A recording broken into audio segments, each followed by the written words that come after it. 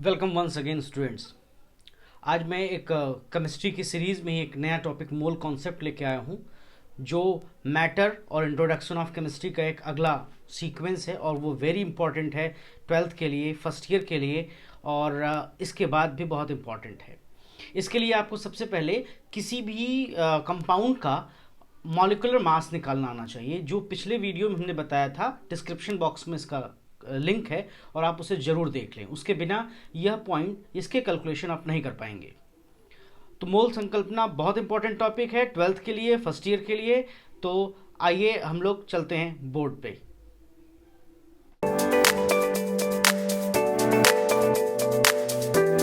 देखिए स्टूडेंट, मोल संकल्पना, mole concept. Mole is a SI unit of amount of matter. ये matter के और इंट्रोडक्शन ऑफ केमिस्ट्री के अगले क्रम में है।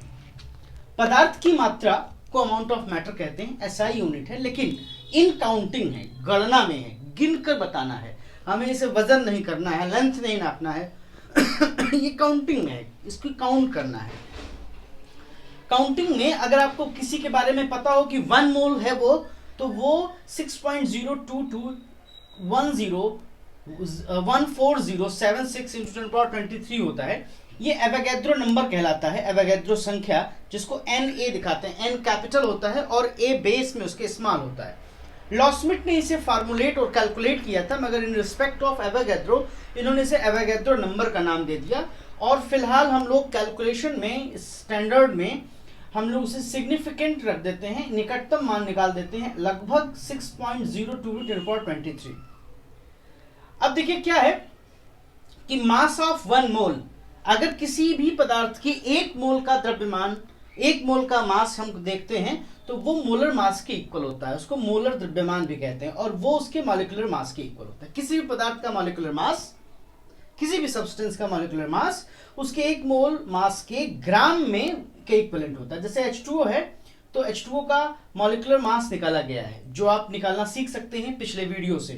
तो H2O में 2 H और 1 ऑक्सीजन है, 18 हो गया।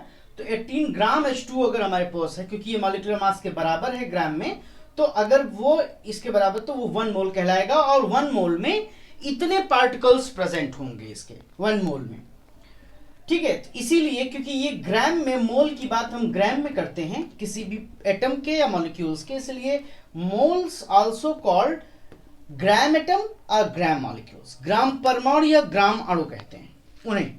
ये कभी कभी आपको मोल की जगह ये शब्द भी इस्तेमाल करता हुआ मिलेगा। नंबर ऑफ मोल n, मोलों की संख्या जिसे कहते हैं, ये वेरी इंपॉर्टेंट फॉर्मूला है। इसको हर जगह इस्तेमाल किया जाएगा, आगे भी आपको बताएंगे हम।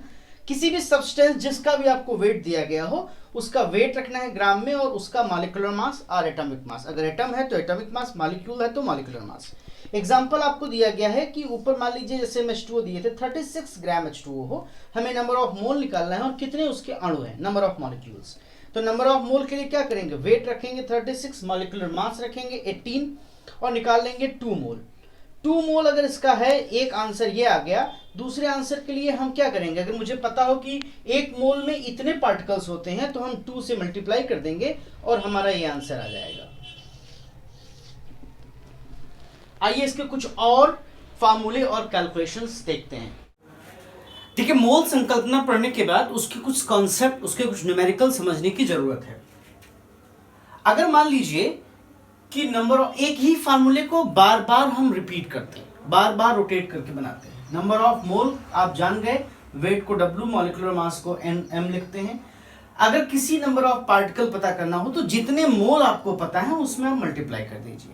इसका एक एग्जांपल हमने आपको बताया कि अगर मान लीजिए 1.06 ग्राम Na2CO3 है, सोडियम कार्बोनेट आपके पास 1.06 ग्राम है, तो आप कैलकुलेट करना है आपको number of mole and number of particle, मोलों की संख्या और कणों की संख्या की गणना करनी। तो अणुभार निकालने के पिछले वीडियो में आपको जानकारी दी गई है, फिर भी हमने यहाँ बताया है, और 106 आ जाएगा। 2 सोडियम 3 कार्बन और 1 कार्बन 3 ऑक्सीजन से 106, इसका 106 आ जाएगा। नंबर ऑफ मोल के फॉर्मूले में वेट अपॉन मॉलिक्यूलर मास रखेंगे तो नंबर ऑफ मोल निकल आएगा, जिसको हम 0.01 भी लिख सकते हैं और 10⁻⁻² भी लिख सकते हैं। तो 1 मोल जो होगा हमारा, 1 मोल जो होगा वो 6.022 इंटू 10⁻23 एक मोल होता है, इसलिए जितने भी मोल होंगे हम उसमें मल्टीप्लाई करके इतने मॉलिक्यूल्स निकाल लेंगे।